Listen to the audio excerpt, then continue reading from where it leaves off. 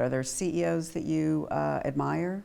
Oh, yes. Like? I intend to write a book on that. Oh, yeah? Do you? Yeah. That's your next book? Well, one of the next books. Okay. Yvon Chouinard of Patagonia, great CEO out of California.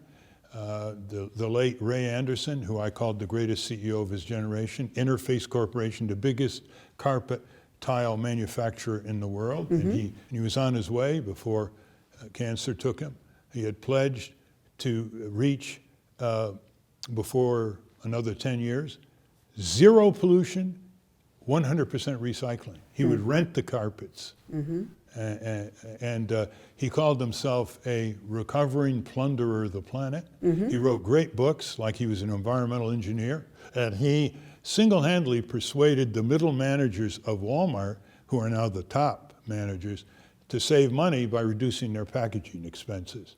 Okay. So You've named two. Warren Buffett, do you?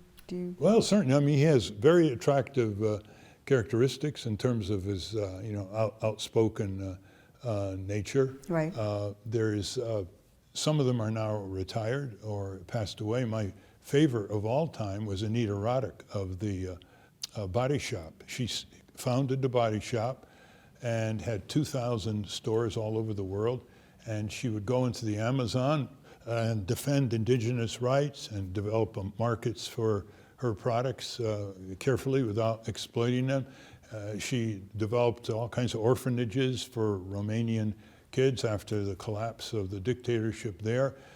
She actually stood on the picket line on issues in this country with mass movements, labor movements, and she wrote 3 spectacular books. I've never quite seen anything like her, unfortunately. She got a blood transfusion many years ago, and it resulted in her dying a few years ago.